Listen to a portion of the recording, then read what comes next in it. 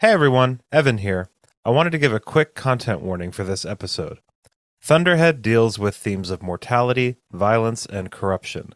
So in this conversation, Chad and I discuss death, suicide, consciousness, class struggles, and artificial intelligence. Listeners who may be sensitive to these elements, please take note. Hello, and welcome to Book Reviews Kill, a podcast about fantasy, sci-fi, and horror novels. I'm Evan. And I'm Chad. And you're joining us today for our recap and discussion of Thunderhead, Book 2 in Arc of a Scythe by Neal Shusterman. And we're going to try our very best to keep things on track today, because the episode previous, for the first book in this trilogy, Chad and I had an entire philosophical debate on death and dying. And while that was really fun, let's talk about the book.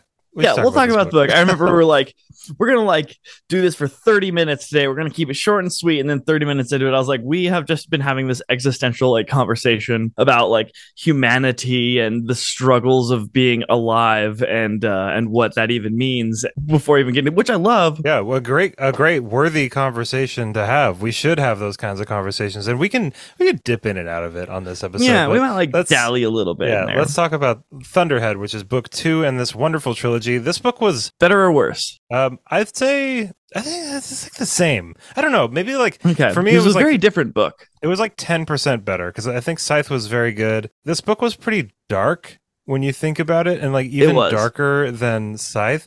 I mean, there's obviously something up with the Thunderhead, in my opinion. Something's not right with this AI. There better be, or else it's super lame. Yeah, I kind of see what you're saying there. There are two characters, specifically Tiger and Grayson, who just get the worst possible end of the stick in this book. Even they didn't really do anything wrong. I mean, especially not Grayson. Grayson, he was trying to do everything right. Yeah, he got screwed by the Thunderhead. Yeah, I mean, Tiger, it's I want to say, he kind of bumbled his way into it, but also he's a victim of his own stupidity. Yeah, he should have. That was obviously a trap. but I mean, think of the society this guy lives in, though. I mean, he looks up to scythes. It's his dream to become one. He's been partying his whole life, just like everybody else has. It's totally to one degree or another. It makes sense that he would kind of stumble into this, but it was just really brutal to read, and just the kind of lengths that Goddard and crew will kind of go to make sure they can just keep killing, and it was very dark, right, indiscriminately. And I don't blame Tiger so much for Tiger's mishaps as much as I do Rowan. Rowan should have been there's a whole scene when Rowan's like, oh my gosh, they got my dad. Yeah, did you think the Thunderhead was just the Scythe was just going to keep letting you kill them? We can't catch him. Oh well, he should have seen that one coming. And then when he didn't even ask Tiger what are you doing in this, after he learned oh, they're after the people close to me, and he's like, all right, see you later, have fun at your new job that you haven't told me anything about in Texas, where no one can track anything. Yeah. And it also seemed a little out of character that Tiger wouldn't let him know. He didn't know the extent of his new job, but he knew that he was going to be working with scythes, I think. And it seemed weird that he wouldn't mention that to him. I guess he kind of did know that. Yeah, let's get into it after the recap. Okay, we definitely have a lot of things to cover, and I have 3 main questions, and then we definitely need to talk about the ending, because that came out of nowhere. And I feel like I even heard a couple people say, "Oh, wait for that ending," and I was like, "Yeah, sure, whatever the ending's gonna be." Whatever. Yeah, it was really good. It was very, very good. Yeah, and I've got some questions for you too, and I'll try to keep low roar on the existential ones. One or two. Yeah, I'm always here for it. Okay, cool. Let's do the recap.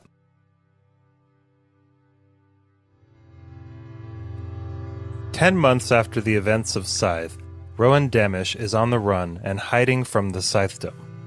Still haunted by his apprenticeship with the evil Scythe Goddard, Rowan adopts the name Lucifer and takes it upon himself to kill scythes who abuse their power. At the book's start, Lucifer scares a scythe named Brahms into pleading for his life and promising to change his ways. Meanwhile, Citra Terranova, or Scythe Anastasia, has been living with Scythe Curie as a junior scythe. She's employed a new way of gleaning. She gives each person she chooses a month to get their affairs in order and come to terms with their fate, which is unconventional to say the least. Citra and Rowan meet in secret and worry about the future of the Scythedom. Dangerous ideas are spreading among the scythes, and although Rowan killed Goddard almost a year ago, there are those who still support Goddard's radical ideas about finding joy in the act of ending human life. In a series of interludes, the Thunderhead, the sentient artificial intelligence that maintains all life on Earth, reflects on its pure intentions and how much it loves mankind. The Thunderhead ponders the limitations of its seemingly limitless power and ruminates on the inevitability of humanity's downfall. Humans have stopped dying, but the population is growing too fast for the Scythes to control.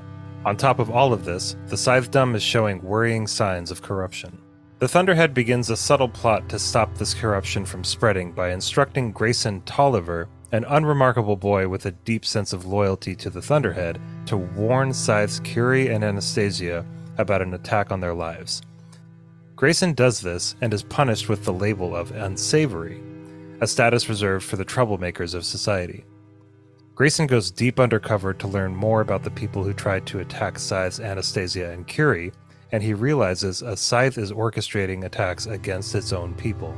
Grayson thwarts yet another attack and is forced to seek refuge with Tonists, a religious group who shun the Scythes, embrace natural death, and do not care about Grayson's unsavory status. Grayson feels a deep sense of loss because he can no longer communicate with the Thunderhead thanks to his unsavory status. He believes the Thunderhead used and then abandoned him and is overwhelmed with despair.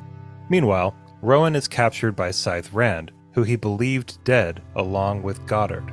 Rand has kidnapped Rowan's best friend Tiger, and after an extensive time training him, eventually uses Tiger's body to bring back Scythe Goddard. With his new body, Goddard makes a dramatic entrance at Winter Conclave and announces his intent to run for the title of High Blade of Mid-America. Scythe Curie is also nominated for the position.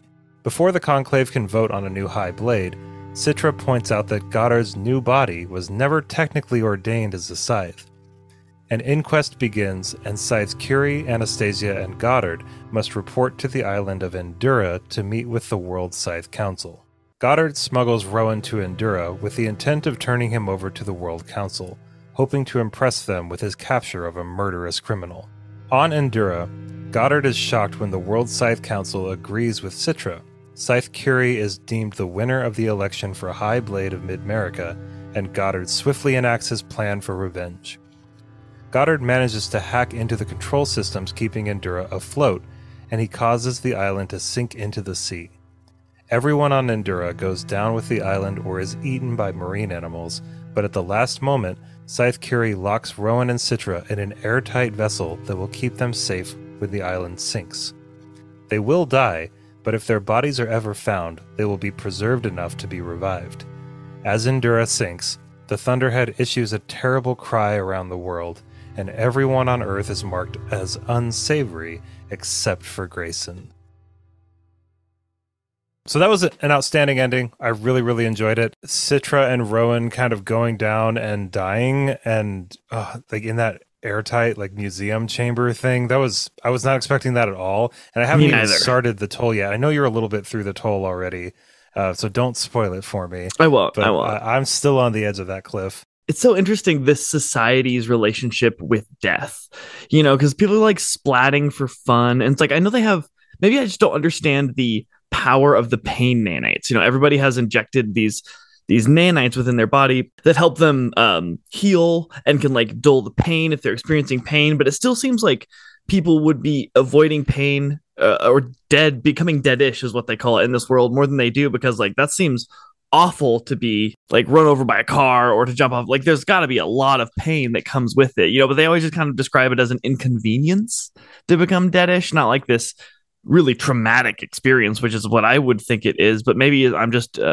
underplaying the power of the nanites. Yeah, I mean, I think you might be underplaying the power of the nanites, and also you have to take into consideration that there's no highs or lows in this society anymore. Like everybody's just kind of like plateaued at right. They're all just kind of bored. Everyone's just kind of like, you know, chilling right now. So it does make a lot of sense that like you would kind of do it just to feel that it would be a rush, you know, it'd be a really big rush, you know. Maybe that's like the only sort of rush they can go, I guess, is the super extreme, you know. But I was just putting myself in their shoes and thinking like, boy, it would be it would be a pretty terrible moment to be like, even with your lover, it's like, which we can talk about in a second, but even with the person that you love the most, it seems like, man, I think I would be pretty scared. Yeah, I have some questions. So first of all, though, you'll notice I didn't really add anything into that recap about Scythe Faraday because I wanted to sort of pick your brain about those chapters. And it's funny that you didn't even mention that I had omitted those chapters from the recap because they're just kind of forgettable. I mean, they're not kind of forgettable. They're not bad. Like they're very interesting. They are interesting because it's like, the kind of like quest for knowledge. They're looking for Nod and everything. I get what's going on, but it felt like they should have been page breaks instead of like their own dedicated chapters almost. Like, I don't know. I didn't care that much about what was going on. And I got the feeling from reading it that we weren't going to find out in this book. But like they found out some stuff, obviously, but it's like, this isn't going to come to fruition. We're not going to get to a place where we feel like we know what this all is. So it just, I don't know. I was just kind of like, right. And they don't even know what has happened in the world, right? Because they're like trying to find this island kind of off grid, so like they're not really plugged into the communique. And so who even knows? Because the book didn't end with them being like, what's happening? Like everybody else was. They were just they weren't even mentioned really in the last little chunk, I don't think. Well, it's interesting too. The amount of scythes that just died at the end of this book.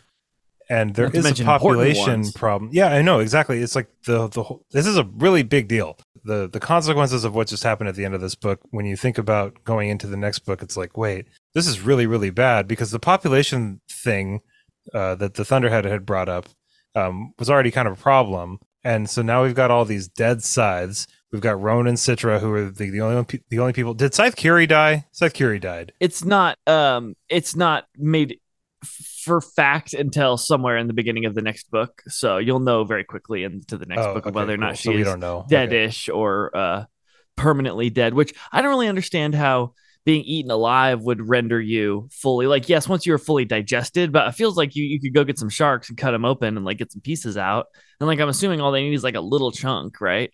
Because like I'm not sure what the technology jumping off is. Of like a 50-story building, it seems like you'd be pretty much like little chunks. You know? You'd be about the same as you would be if you were in a shark's stomach, probably. Yeah, I didn't really think about that. Yeah, it doesn't really go into the specifics of what this technology can really do to render somebody, because it sounds like the only things that will for sure do it is fire and acid. But then we've got Goddard and Rand coming back from Rowan just didn't do a very good job burning them. It's like, dude, why didn't you just stand around and make sure they were actually ash? Really make sure, like, cut them up into little teeny pieces. Maybe even bring those with you wwherever you're going. But hindsight is 2020. You know? Yeah, definitely. But my understanding was she was only like kind of burnt. Like she's like on fire. She was like Anakin at leave. The end of episode 3. You know, and drag off and then find Goddard's head and like take him off. You know, or at least the half-assed burning. Rowan, come on. Yeah, dude, like, not a very good burn job. But apparently acid does it as well. Yeah, acid will do it. I really liked that scene where, one of the ways that Citra has started gleaning people is she's given them a chance to kind of put their affairs in order and kind of decide. We're going to, for sure. I wanted to kind of just acknowledge the scene where they've replaced all the water in the sprinklers with acid. I thought that was really great. It was a very tense scene. When that guy wanted Citra to stab him during the end part of the assassination scene of Julius Caesar, and the guy even said et tu Brute, which didn't really make sense because she wasn't playing Brutus, but it's fine, And it was poetic in its own way. And he was like, "This is going to change theater," and it's all right, man. Whatever you say. Probably not, but whatever feels better. But yeah, I was going to ask you though, actually, what did you think of Citra's preferred method of gleaning?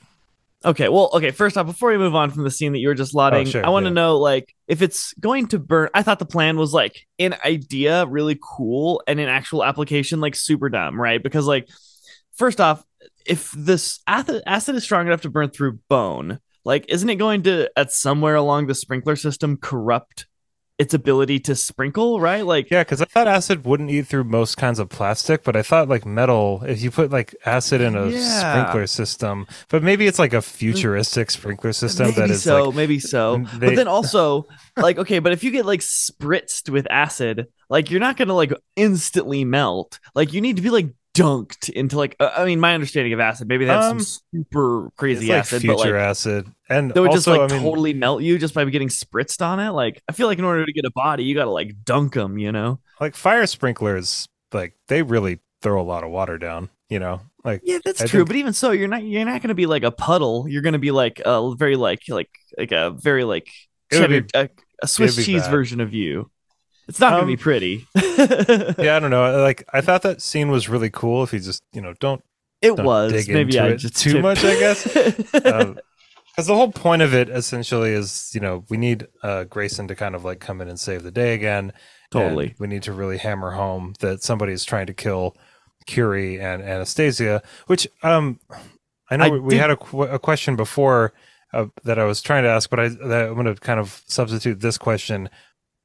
Maybe I missed something, but do we find out who exactly was trying to kill Curie and Anastasia?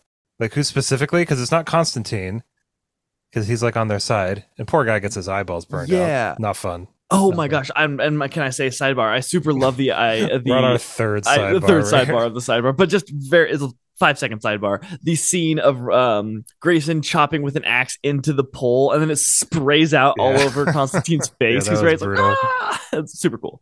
Yes, kinda. Is We it we Goddard and Rand, or is It's it Rand. Rand is like the ultimate like one pulling the strings behind everything, but I don't think we okay? learn actually like the mechanisms through which she accomplishes all of this because she's got to be like really busy training Tiger, but somehow she's also like able to manipulate, but like she's in Texas, so nobody can like tell it's her because Texas is like pew pew land of the whatever. Like Yeah, I did like that little snippet there, that there were these certain, I can't remember what they were called, but there were like these certain districts where they were almost like yeah. experiments, Yeah, you like in know? experimental zones where he like Yeah, I thought that was changes the pretty rules a neat. little bit. Like there was one of them that oh, this isn't mentioned until like this isn't anything in the big in the storyline or something, but he mentions one at the beginning of the third book that says like where he goes very specifically out of his way to not assign a gender to anybody. Yeah.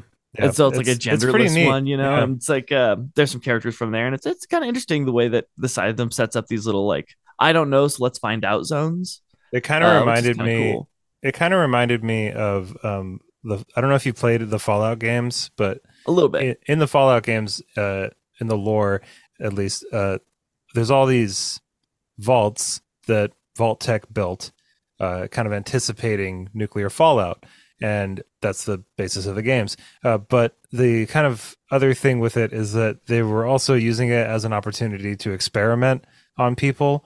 So there's like different vaults that have different experiments going on, like there's Totally. one where everybody's plugged into virtual reality. I think there's another one where like they have to like kill their own overseer in like a lottery or something like that. It's so there's and that's why I love those games so much, because like the more you explore the wasteland, you like you find these vaults, and then you kind of start uncovering secrets of like what those experiments are. So I thought it like kind of harkened to that a little bit. I don't know if Schusterman took that idea or not, but anyway, let's get back on subject. This question that I wanted to ask, Citrus. which is Citra's preferred method of gleaning. What did you think about that? Okay, I thought it was like kind of a hollow attempt at being like, I'll just let them get 30 days to like get their affairs in order and get their heads around it. I think that it's like cruel for everyone involved. And she mentions like, and then this at least helps me sleep better at night. And it's like, well, Right. I thought that was a knowing key their sentence. impending Totally. Yeah. doom is definitely not letting them sleep better at night Whoa. Yeah. or Yeah. their loved ones. And then she mentions like, one of the victims is like, well, can I have 6 months because like my daughter's getting married? And she says like, I'm sure they'll be able to move it up. And it's like, imagine the rippling effects of Yeah. inconvenience. Like, and I know that like it's kind of like maybe not cool to mention like inconvenience when it comes to someone's life, but like it would have been better for that situation if for at least all like her daughter and everyone else would for her just to be like killed. Like, how much effort it would take to like move a wedding that's happening 6 months up into the next 30 days, like if it even possible. So it's Yeah. like the rippling effects of like all these, and then the person probably has like, a savings. It would probably be best if they just got ended right then. Their savings could be divvied up to all of like their everyone else, but like no, they're gonna go out and like blow it all because they know they only got 30 days left to live. And it's like that one guy in the gambling thing, he went and Yeah. like gambled a ton, and like that's why he wanted to die, shaken not stirred by poison or whatever. And it was just like it seemed like a really cool, nice sounding idea that's actual execution led to like a lot of just like trauma and turmoil. Like if someone led like what an unfulfilled life, like 30 days isn't enough time for them to be like, and now I'm fulfilled. Like, no Yeah, way, you know? I Like, kind of agree with you in the sense that it's not as well thought out of an idea. You know what I yeah, mean? Like it's got a good sentiment behind it, but I think I mean if I were in Anastasia's or Citra's shoes, I probably would give them the option of having 30 days or like right ooh, now interesting. kind of thing. You know what But I like, mean? who wouldn't take the 30 days? I don't I know. don't know because but based on like a lot of what you just said, it could be worse. You know what I mean? Depending on Yeah, the person. So she's not really. It's like she's kind of still at the end of the day, like offering kind of like this blanket fate to everybody. You know, it's just dragged out now. I mean, so it's like, yeah, there are some more benefits to it, kind of, but it depends on the kind of. person. You know, you're kind of like taking people's autonomy out, no matter what. Like if she had said, like, I'll give you the option, whatever you want to do over the, but it's like setting Right. like Like, a can you time even limit. prepare for that? I don't know. Yeah, that's a good question. I don't Like, know her if what I would victims very much want. seemed ready. Sorry, but her victims very much seemed ready at the end of the 30 days. But like, I don't know if the reality is that. I think I would probably take the 30 days Me too. personally. Which thinking about it more, it's like it is, I would argue, more compassionate than just outright killing somebody right then and there. But Totally. I still think giving them the option is still like anytime within the next 30 days. It could be the next couple hours, it could be the next couple days, but then that would be a lot of work, Oh obviously, my on gosh. Yeah, and it'd be Citra's kind of part. stressful being like any second. Yeah, but I think that I would probably take the 30 days and just I would appreciate, you know, at least some time to talk to people and Say get goodbye. it, yeah, say goodbye and stuff like that. Yeah, that I Because get. I think that the way that Citra was kind of coming at it was essentially like we're not even giving these people a chance to kind of like do any sort of pre-mortem, Right. Get their affairs in order. nothing. Like we're just killing them right there. And so Totally. it's like that's a little bit traumatic. And I think from Citra's point of view, she wanted to give people a chance to kind of come to terms with the idea that their life was going to end. So Right. yeah, I can see that, but also depending on the person, you are dragging that out and making it a worse process than it could be, depending on the person. So yeah. The more important question here, which is totally not the more important question, but the more fun one is how would you choose to be dead? Because I think that is a cool thing that she did. Oh Is she yeah, let the we forgot victims about that. or Yeah, people yeah. choose their way of death, and I think that's pretty cool. How would you choose?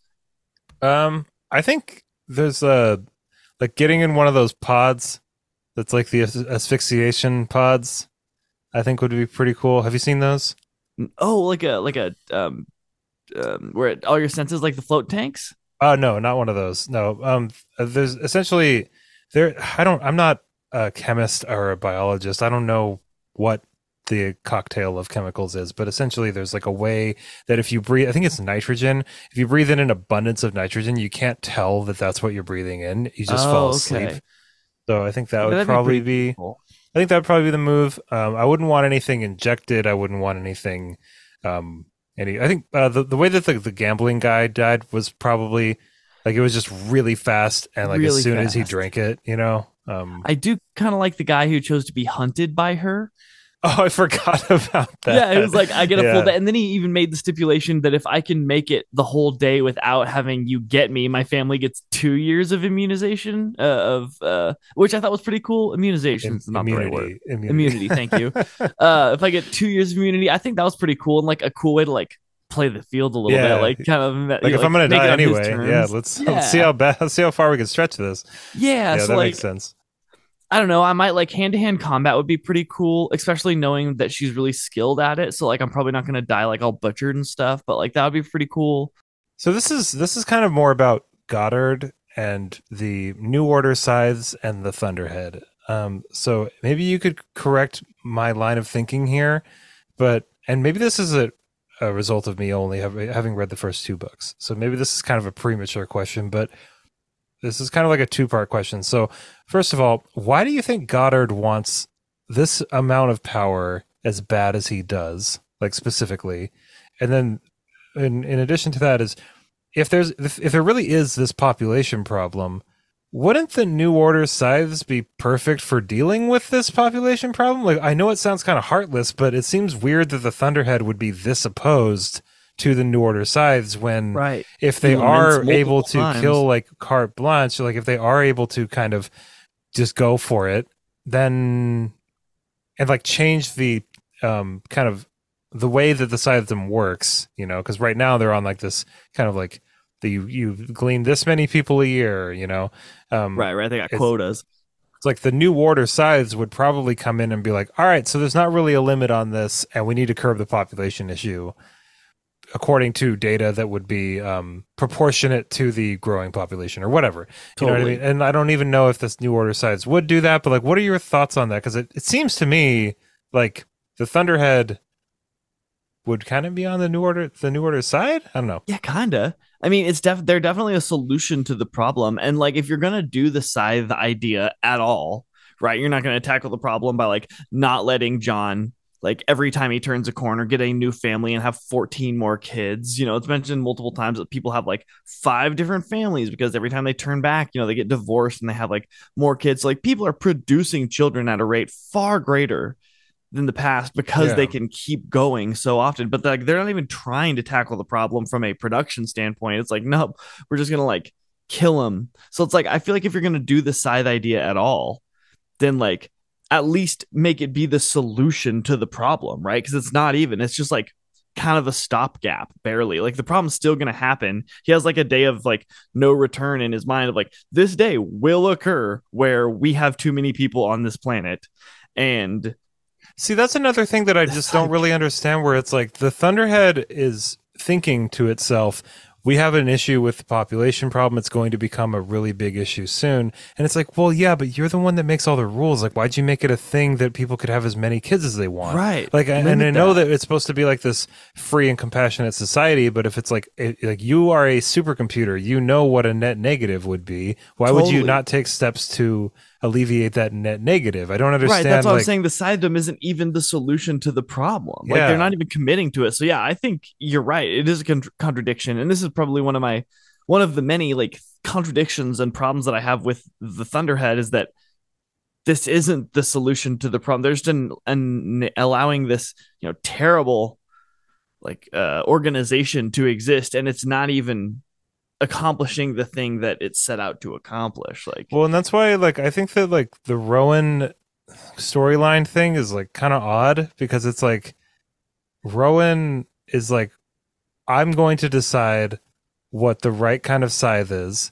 And it's yeah, like, dude, you're like 17. Like, you've right, been in this, you don't know anything about this situation. Like, you do know obviously what's going on, but it's like, right, I don't like the way they're doing it.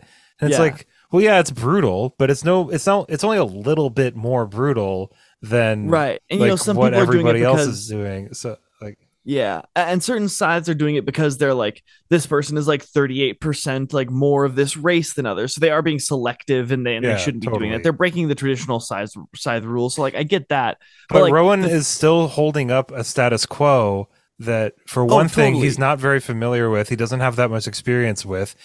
And another thing, doesn't really seem to be working anyway. So it's weird Right. that Rowan is like so gung ho about all this. And again, I'm in the second book. I could be way off base with a lot of this Ah, stuff, but no, I don't think you are. it just seems strange. Like, maybe is Schusterman trying to write Rowan in a certain way where he's like kind of biting off a little bit more than he needs to with this, or like what's Yeah, maybe. And I mean, I think even more confusing than Rowan doing it is the Thunderhead's allowing of Rowan's existence, right? Because he says so many times, like, he doesn't involve himself with the Scythedom, and that's his whole justification. And even in his conversation that he has with Xenocrates, where he's like, you know, I think that Rowan, because like Xenocrates is like, he failed, he's not a scythe, you can actually interfere in this situation. And the Thunderhead was like, I don't see it that way. It's like, yeah. okay, so he has this rule, but he also gets to decide like Like when he the sees things a yeah, certain way. yeah, when he's it's like, It's like okay, you're well, it's effectively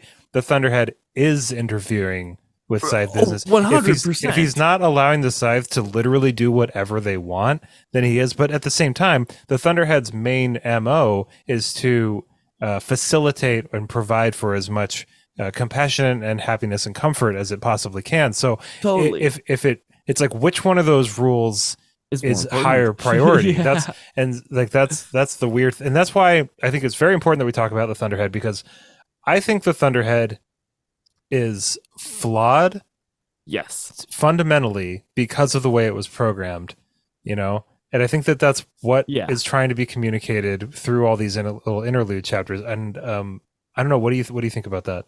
I think that completely, because I had a major problem with this story. Like halfway through it, I even called you. I was like, the Thunderhead's so dumb. Like it says one thing and then it does another. It's like and then it like is constantly preaching about how it's so perfect and like it's like unable to make mistakes, and it's just like, but then it clearly is making mistakes, and like it's just full of contradictions. It can do this except for every time that it does, and it's like, I will never like act upon the knowledge that I see people doing in their private lives because I give people but I will totally do that sometimes. Yeah, like, except for when you're like breaking the law, then he will absolutely send agents to prevent you and like make you. It's like, oh, so you're not like acting upon what you see people in their private lives, except for when you are. Like, that's okay. why I think maybe, and you know, that's why when we were on the phone, and you were, because Chad called me and he was just like, I don't know what's going on with all this. Dumb. This is really, but like what I told Chad was basically, you know, like I think maybe what Shusterman is trying to do, and this is my theory, having not read the third book, but I think what Shusterman is trying to do is say, it would probably not be a great idea to let our entire society be run by something as corruptible over time with enough variables that we don't even understand as an AI construct. You know what I mean? Because like yes. this, like with AI, at least the way that it's been, that I've seen it explained, is like you kind of like point it in a direction and it goes. You know what I mean? And that's kind of what it seems like the Thunderhead has done. It's like we kind of, it's like the broomsticks in Fantasia. You know what I mean? Like it's the broomsticks are supposed to go fill up the water pails, you know, and it's gonna keep doing that, you know. And so like whatever the prime directive of, thank you, like whatever the prime directive of the Thunderhead is, it's going to then set aside other directives as priority under its main directive that will then contradict it. You know, it can't, but I don't know, because it's so smart, right? Like it really is like smart. It is very, very smart, but it's like not as smart as it thinks it is, though. Exactly. And the thing with the Thunderhead is that it is, I think there's a part in the book where it says, like, I'm going to butcher this so bad, but it's like, as it's very close to godhood, but even being very close is still really far away. You know what I mean? Like it's not like there's a really big gulf between near infallibility and actual infallibility. Right. You know, right. Just like there's a really big gulf between like a really high number and infinity. You know, right. Like that's the exact words that it uses. I think is like it's like 300 trillion. There's a huge difference between like 300 trillion and infinity, and that's the difference between I am with like. But it's like it's saying it like they're both huge numbers, so I'm actually really close. But really, I think the opposite is true, and that like it's not even kind of close. Like an infinite number of 300 trillions could fit into the number infinity. So like, yeah, I know exactly. So I just think it even calls itself God at one point. Yeah, it's very. It says it could be. It's very like it's got like a chip on its shoulder. Oh, for sure. And so when you explain that to me, that Shusterman was trying to show its infallibility and how it's not actual perfect, and it wasn't. Yeah. It's fallibility. Thank you. And it was doing so in its like little musings and insights that we get to see it. I was like, okay, that makes a lot of sense to me, because I was thinking that he was trying to be like philosophical and clever and being like, look at this thing that's so perfect. And I was like, actually, this thing is full of contradictions and like is lying to itself constantly. He was on the same side as you, man. okay, good. Chad's just like, I don't trust this author at all. Yeah, what is going on here? Yeah, that's funny. He's just pontificating, trying to be wise when it's really not. So with that now in my head, it's kind of cool that he's doing, because it's a slow process, right? Yeah, it's very tricky. It's hard to even kind of figure out that he's trying to show us that the infallibility of the Thunderhead over time, and it starts small and it gets bigger and bigger and bigger, and then kind of all ends in, I mean, the thing almost throwing a hissy fit, right? Being like, fine, you guys are going to hide something from me. I'm making you all unsavory. And that's how the book ends, by making every person unsavory. That's definitely the unsavory storyline.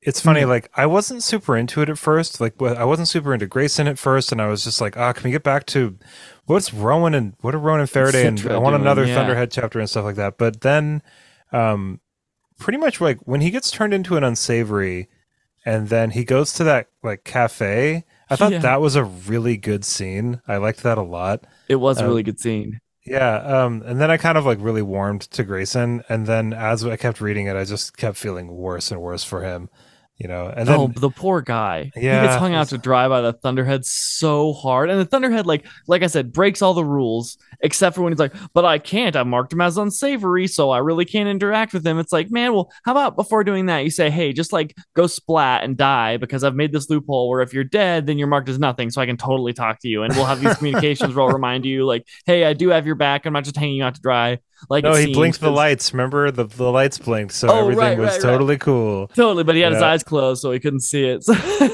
Oh yeah, that was just for us. yeah, That was just for us, the reader. yeah, yeah, So we knew everything was totally cool. But yeah, yeah. the like that weird like cafe where people worked as it's like your job is for people to be horrible to you. Right. I just thought So that like was really the interesting. Yeah. unsavories can kind of get their rocks off, and it seemed odd to me that everyone knows that it's fake. Like everyone, like the Yeah, even the unsavories, unsavories. yeah, Yeah. like they even know they're actually not being unsavory. They're just kind of like enacting out this game, but apparently that's good enough. I mean, that really shows the lengths that people would go to in a world, in a society that's as milquetoast as this one is. Like people would Yeah, like look, think about like a rage room. Do you know what that is?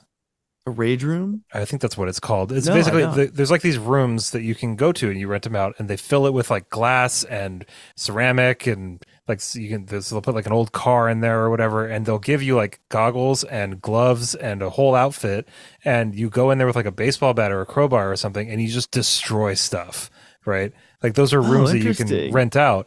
Huh. And I've heard that it's very cathartic for some people. Like it's a very good experience for some people because you can really just go in there and just destroy stuff in like a very like controlled environment. And it's controlled. You know that you're not actually destroying someone's property or whatever, but you're simulating it. You're Hmm. simulating like kind of getting that out. So I think that with the Sure. unsavories, it's kind of like, yeah, they know, but they're kind of like they're doing it in like a controlled environment.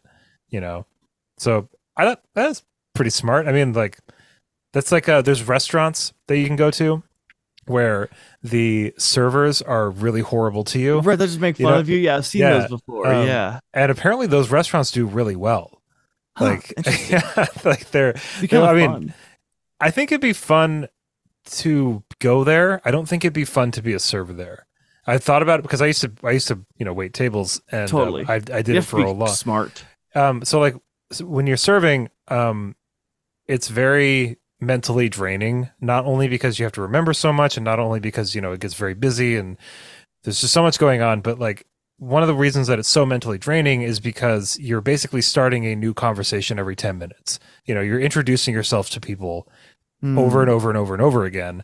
And you have to be on. You're like acting, Oh, and it's totally. You have very to be like clever, you have to be super clever. clever You and have to witty, be because people are yeah, going to try like to outrude you. yeah, and people want to. A lot of people just want to eat. You know what I mean? Like that's Totally. like 80% of the tables that I ever had were just people. They didn't really care But about me or anything. going But to that restaurant specifically, you know what you're in for, you yeah, know? but like but working for that restaurant specifically, I think it would start to kind of grate on you after a while, like Hmm. being that like negative and having to be that quippy all the time. And like I think it Yeah. depends on the You might person, become right? an annoying person. I mean, I think that it would probably bleed over a little bit into your personal Yeah, that'd be life, a like hard maybe person to date. unless you have experience acting or you have you're just that kind of person that can like kind of divide that up mentally. But yeah, it's just kind of reminded me of that in the sense where it's like everybody's kind of in on what's going on. Totally. I wonder if that's the therapeutic for some people or for the servers if they're like a-holes that Maybe they for can the use that to servers. like Like get if their you like a-hole-ness out so the rest of the time they don't have to be, like I wonder if that sort of is a healthy way to approach being an a-hole ever. I mean, what was the rationale? Because remember, Grayson talks to one of the people that had been abused in this cafe, this restaurant diner Uh-huh. thing, or whatever. Um, Rowan, no, not Rowan. Grayson talks to one of these guys who was working for this restaurant. And what was like the rationale that the guy said? Something Rowan said like something about like, it and it wasn't would be Rowan, it like, was Grayson. or It excuse was me, yeah, Grayson said something about like and it would suck to be like hit in the face. And the only rationale we get is that person's response, which would be like, yeah, well, maybe some people like to lose a fight, or maybe some people like get off to being hit in the face, or Oh yeah, something like that. totally. And then he Yeah. kind of smiled like, it's the best for everybody. It's like I guess there's some people who like to get hit in the face. Again, we have to look at it through the prism of this very milquetoast society. You know what I mean? People Right, are right. They'll getting a feel rise. anything. Yeah, people are getting a rise out of someone being actually mean to them. So it works out for Right. everybody. Yeah. Right. The extremes are kind of juicing him. Why do you think that the Thunderhead made a law where he cannot interact with unsavories? Seems like interacting with them should be prime, right? His ability to mentor them, but no, he just has no contact. Why do you think he made that a thing? Maybe it was a sort of deterrence. Like people really depend on the Thunderhead. Okay. But I don't think like in my limited knowledge of making laws and policy and stuff, it Sure. seems like deterrence doesn't really work very well. Like Yeah. like saying if you do this thing will happen doesn't super. I mean, it Yeah. kind of does. I mean, Depends I on the guess he's situation. Like, pretty um, awesome. Like it would be really nice to have access to the Thunderhead. So maybe without it, they'll just be like they won't further want to strained. remain. They won't want to remain unsavories. Like Yeah, they'll get it out okay. of their system, and then they'll kind of like not have the Thunderhead to rely on anymore, and they'll kind of like burn themselves out on it, and then they'll be reinstated back into the Thunderhead's good graces. Yeah, right, right. But Okay. yeah, I'm Okay, that not. makes sense to me. I think maybe what it was is like the Thunderhead knew some people were just gonna get their jollies. Like some people just want to, for whatever reason, just go in and fuck with stuff. Yeah. To whatever extent the society can allow for. So like in our society, there is a lot of space for crime. You know what I mean? Like there's a Right. lot you can do, but because there's so much, there's so many gaps, right? But socially and socioeconomically and everything. But like with this society, like a lot of those gaps are closed, right? So the unsavories don't have as much wiggle room. Like they can't really do as much. Okay. So I don't know. Yeah, it is kind of weird, but I think it kind of makes sense. Yeah, it does kind of make sense in that like he is so handy of a thing to have access to, so it further incentivizes. But I don't know, it did seem a little like his back was up against the like there were so many times that he was trapped from like helping out, especially Grayson, who I just felt sorry for this whole time because like Grayson really loved the Thunderhead. Like he was like, oh yeah, Yeah. he's always got my back. He was kind of raised by the Thunderhead, bad Yeah, parents, and so totally. he was. And then all of a sudden, the Thunderhead was like, "Cool, thanks so much for your trust," and kicks him to the curb. And then like the one guy who knows that Grayson's undercover gets gleaned because like of course he Yeah. would. And then Because didn't he's like nobody knows, and the Thunderhand can't even talk to him, so he's just like the poor guy is all alone, and he's only ever tried to like do what's right. I just yeah, felt and for like him. and like Grayson even like meets a girl and he's like, "Hey, like, maybe some good Yeah, could come out of this." And then she gets yeah, killed and it's just like, yeah, man, he "Damn, man. really gets the Poor short end guy." of the stick time and time again. So what did you think that Tiger was being trained for? Did you know that he's like it was going to be a body replacement with Goddard? Like what were your thoughts? Um I thought they were, yeah, I didn't really, I was not expecting Goddard? that. Yeah, I No, was me not neither. expecting like that at all. I mean, I thought it was maybe like a way to kind of like bring Rowan back into whatever fold Rand was trying to create. That was kind of like where Okay. my mind was going. Like maybe Rand is trying to create like another subdivision of the New Order sides and wants Rowan like with her and is kind of like Okay. motivating Interesting. Rowan by like showing him like, hey, I brought your friend in here and I'm Right. training him if you want to get on top of it. He's kind of a shithead, so like maybe you'll feel Right. better about like putting him in line and then it'll put both of you in line and then we can all, but that was like my thought process behind it. But then Goddard with the what 7% of him, like Yeah. that was so weird, and so I Yeah. was not It was. expecting that at all. So I don't even know how to feel about it, honestly. okay, Like, I have some thoughts there, but first, I thought that they were training Rowan to be, or excuse me, I thought that they were training Tiger to be the response to Scythe Lucifer. That he was going to be this like off the book oh, scythe that was going to go around yeah, killing that would good have made a lot of scythes, sense. That would have and been then it would pretty be a interesting, double actually. Yeah. stab on Rowan because it's Whoa. like his Yeah. friend doing it, like he's the one killing. I thought that was like I was like, ooh, like dumb choice because like Tiger's obviously gonna mess this up somehow because like that's who he is. But like, yeah, I was totally blindsided when they're like, nope, training him to become Goddard. What I did really like is that Rand kind of developed a relationship with him, even though she like kind of was like not even admitting it to herself that she had developed feelings for Tiger, and like it kind of messes with her, and then she ends up because of it betraying Goddard and releasing Rand, right? Which I thought Well, was she, just she really cool. released Rowan. Or Rowan, Yeah, excuse me. yeah. Yeah, yeah. Sorry, Rand releases Rowan. Yeah. Um. I didn't put together that it was Ayn Rand until they started using her name, like her first Oh, name. really? Yeah, Ayn Rand. And yeah, it's like in Yeah. the All right. It's funny that like all the famous people are people that like nobody's like beyond our time, right? We haven't met one that's like a name that we're not familiar with. Like, oh yeah, this person like helped us do this technology or whatever. You know, invented oh, the you mean Thunderhead. I think it's they're all supposed to be pre or Yeah, but mortal we have like age. Faraday and stuff who are like pretty up to our time. You know, What do you mean? Like there's just no scythes that we've met that are post our time that are named after someone beyond no, I don't think they're 2023. supposed to be. I think it's supposed to be a thing But there's got to where be some time between now and when the Thunderhead was created. There was probably some oh, like I see what you're cool saying. members of Yeah, but I mean, society, you like, know? like Schusterman, I would have to like make that up and like give it a Yeah, whole reason. You totally. know what I Yeah, mean? yeah, But I know I see what you're saying though. Yeah, yeah, yeah.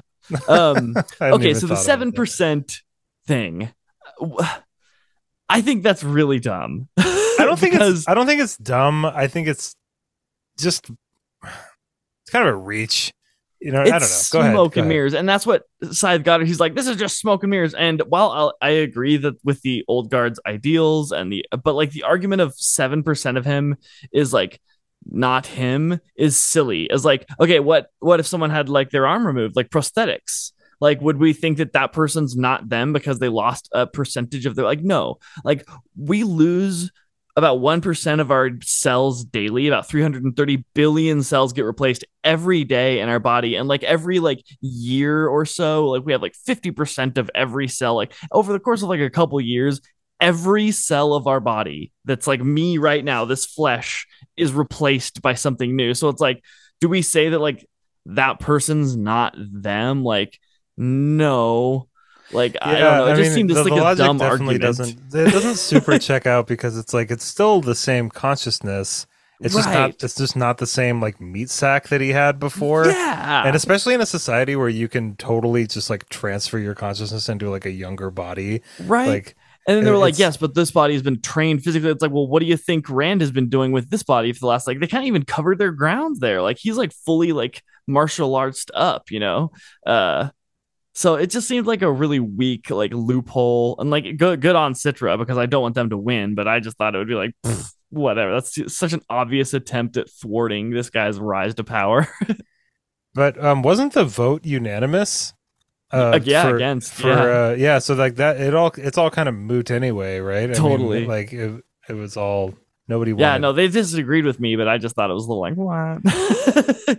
Yeah, I kind of want to go back to that question though. Like, what, what, why does Goddard want this power? Is it really just Oh as yeah, oh simple yeah. as like, is it really just as simple as he just really likes killing?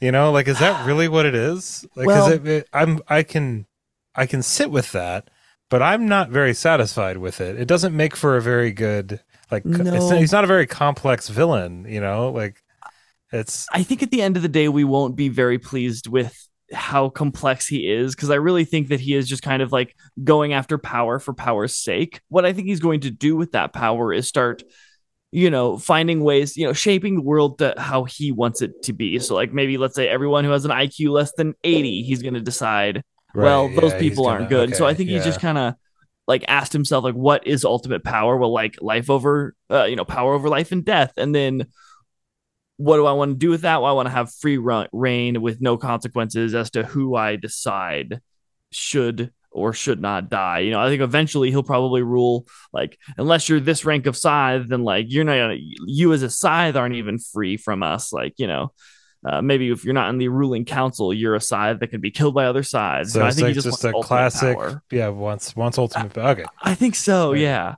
I would think he was a little bit cooler of a bad guy if he was like a Nazi, or if he did think there was like he was more evolved, you know, or something. Because then he has like some I sort think of he driving kind of passion, you does. know. I think he kind of feels like that. Yeah, But maybe he does. but yeah, I mean, I don't know. I just don't. Sim's not really that interested in Goddard, He, like yeah, as a no, he's villain. power for power's sake. I guess, like, sure. Yeah, it's kind of boring. If you're listening right now and Chad and I are missing something, Yeah, like, let us know why Goddard is just so hell bent on, like, specifically, like, what is this better society that he sees? Because even with all of his justifications to Rowan and stuff in the first book, he's like, we're better than everybody else. Like, right. it should be a pleasure. Like, we're elevated. We were chosen. Blah blah blah blah blah. And it's Yeah, just yeah, like, yeah. wait, what the fuck? Like, why Like would his you? weird little like speech that he does when he kills people, where he's like, "I am the end all. Like I am the alpha and the omega. Like I am the last word." And he goes on this slaughtering rampage about like himself being so I mean, awesome. yeah, I think it's just my personality where I'm just like, why would anyone want to do that? But Me I mean, too. some Yeah. people do, as evidenced by lots and lots of suffering over the course of history. So, like, Yeah. I understand that it's like a thing, but it's just, I just want a little more meat on that sandwich, I guess, or Yeah, me too. maybe Me some more too. vegetables. I want a little more variety. You Yeah, know, right now it exactly, is just a meat exactly. sandwich. Yeah, I mean Rowan was the lettuce, right? But he hasn't really lived up to that vegetable. Remember at the beginning he Oh, the was the lettuce. being denoting like the middle child, the one that like isn't really I important never in the really got eyes of the that. parents. I thought that was like kind of a weird analogy because it's It just like, was. I don't know, I like lettuce on my sandwiches. Yeah, Like, me I'm not too. like Add some crunch and ignoring like the lettuce. Yeah, it's yeah, I feel like the sandwich wouldn't be nearly as good without it. Like what, maybe whatever. Schusterman just doesn't like Whatever. lettuce on his like Schusterman's just like, I ignore the lettuce every time. I Yeah, can't even fuck tell that. it's It's always there. soggy. I don't. I'm out of questions here. I think I'm ready to kind of wrap things up. Did you have anything else that you wanted to talk about? um, let's talk about the end and then we'll call it. It'll be a Sure. nice way to Yeah. do. So Oh wait, like I no, sorry. was. I do have. I'm so sorry. I do No, no, have go for it. one Go for it. small question that's not the end. Why is Citra still living with Scythe Curie?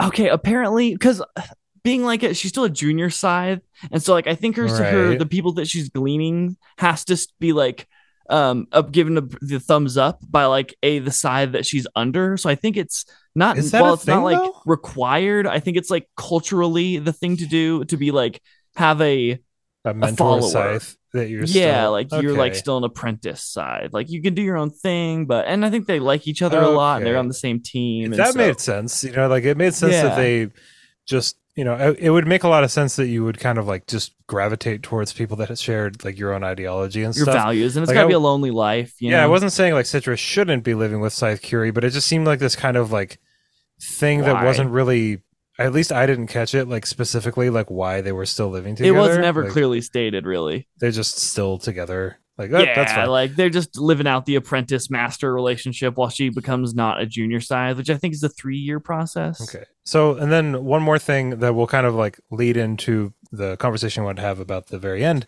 is I still do not buy the romance in this series. I don't buy Not it. even a Like little. Rowan and Nope. Citra have had like 7 conversations in Right. the They're you know like what I mean? whispered Like passings. yeah, Yeah. like I understand that they would be kind of kindred spirits and they have a lot Totally. of the same Understand shared each other. traumas together and stuff like that, but I really don't buy that they're in love Not with at each all. other. I There just was don't never see it.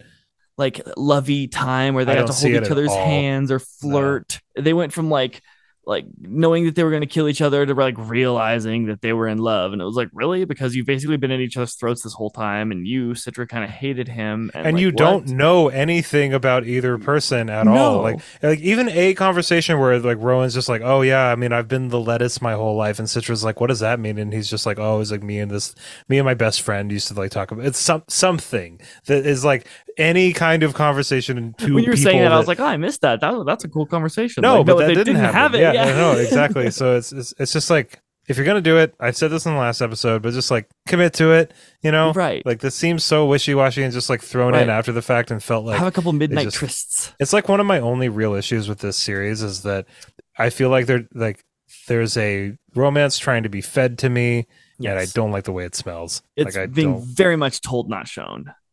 But go ahead. You were gonna ask about Also, the ending. okay, before we go on to the ending, while we're just talking about things that are Oh, funny, sure. I thought it was kind of weird that like they have this mentality in the scythedom of like once a scythe, always a scythe. Like most scythes don't even wear their street clothes once they're done, and it's like so you're telling me that like the one job that like is basically a requirement for the job is that you don't want to do it. It's like you don't even have any way of getting out of it. Like in the evenings, you can't even take off. Like Like they could just kill in the first, like they could do their quota in the first like 2 weeks, and then they could not be a scythe for the entire stuff. But they like have this weird like philosophy of committing to being a scythe so hard and like always wearing their robes even when they're shopping, and it just seems like weird and not mentally healthy for a scythe who's like doesn't even want that job, you know? I can Like, I can speak to this for sure. okay. So I mean, I think that the old guard scythes, the kind of philosophy that they're trying to nurture seems to be that, and you know, this is echoed in a lot of Faraday's sentiments as to why he even picked Rowan and Citra, right? Is like, this is not a job you're supposed to enjoy. That's like the main point of the schism between the old Totally. guard. And so Shouldn't you be allowed to not be it always? well, so that is a good point, but I think that Right, like, I think they're what they're trying to do is saying like, remember what you are, remember what your job is. You are no longer a participating member of this society. You are now right. outside of this society, acting as death, right? Like this Okay. is, it's very important that you realize that like your life as it was, like you don't get to have a life and also kill people, right? Like Right. you have Okay. like it Right. has The to be one or the other. sacrifice that is Exactly. okay. So I Okay. think That that's makes what, sense. that's mostly where the sentiment comes from, and I think that that's what the schism is, where like the New Order side is basically just like, that's dumb. Like we should just be able to do the job and not be held, not be shamed for it, because this is what the job that the Thunderhead is allowing for. This is the job that our society demands, quote unquote. I don't know if that's totally Right. And it true, lessens the sacrifice that they have to give, thus making it that you could, yeah, yeah, okay. That all makes sense to but me. I think that I kind of align, at least personally, I kind of align with the sentiment that the old guard scythes are trying to harbor, which is essentially like, if you are going to be responsible for ending this much life, then you have to be constantly reminded of what your position in that society is. Like you Right. have, like you Right. are now so far removed from what it means to participate in this society, because you are by definition making it so other people can't, you know? Right. And there So is no point of your body that you're, or of your time that you're allowed to just not be that thing now, right. because it So is such a huge, okay, that makes sense to me. but Totally. but it, I mean, It you sucks. did make a good point though of just yeah. No, it's, I mean, that's the whole point. Like you're not supposed to want to do it, you know? Right. Right. And It's not a cush job. and I also agree with that to a certain extent too, because like, I mean, I think that there are certain positions of power and influence that if you did want it, you are not the right person for that job. Like it should be you are a public servant. You know what I mean? Like you are making a sacrifice. That's why, like in Farseer trilogy, Ketrikin, the woman that Verity marries from the mountain area in Right. Right. Farseer, she is like the like, I can't remember exactly how their nobility works, but she's a head of state in the mountain Right. areas, And she's her the servant of everyone. she's her title is the sacrifice.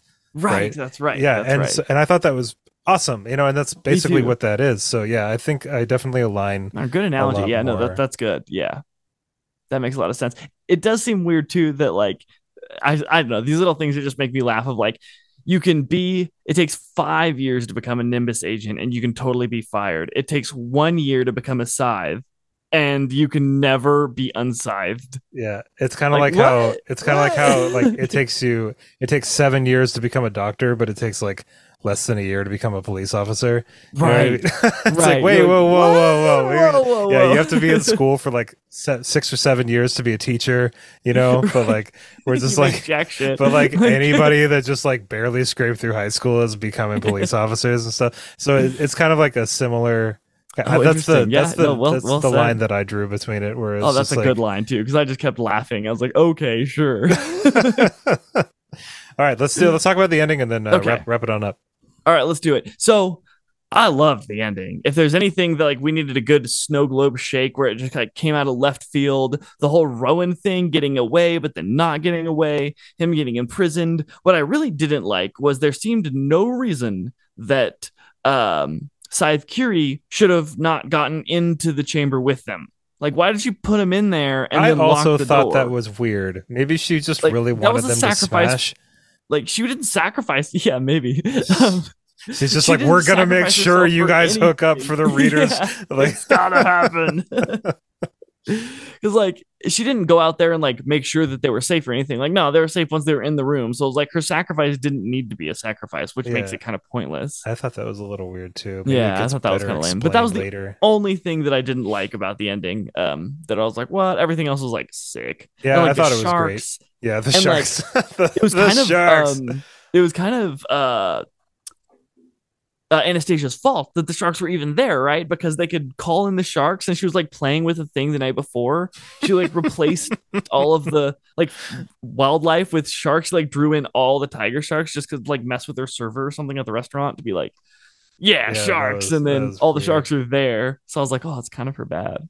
Yeah, I mean, I kind of like the idea of Endura, the island of scythes and everything, and how there are people that never leave Endura and stuff, and that have lived there their whole lives and everything. And I just thought like there were a lot of ins and outs to the island that I really Yeah, appreciated. it was kind of And a then, Atlantis comparison.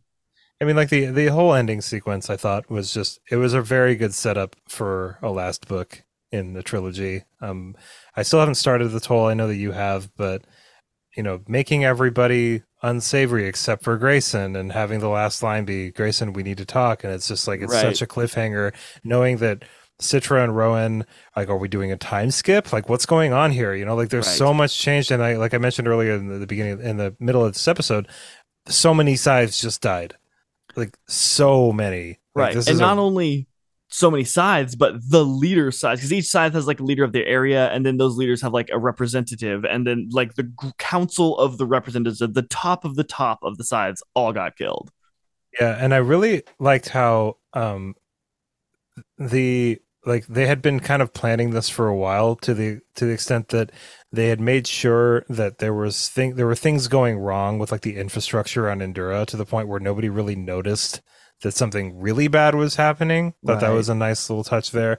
It was great. Yeah, it was just Right. And how solid ending.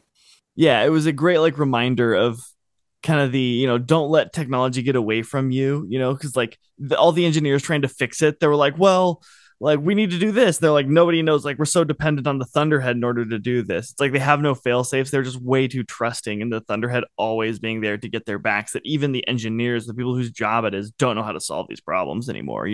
They just depend on the Yeah. Thunderhead. So it was like a nice little reminder in the worst possible way. Well, the Thunderhead's not present on Endura, right?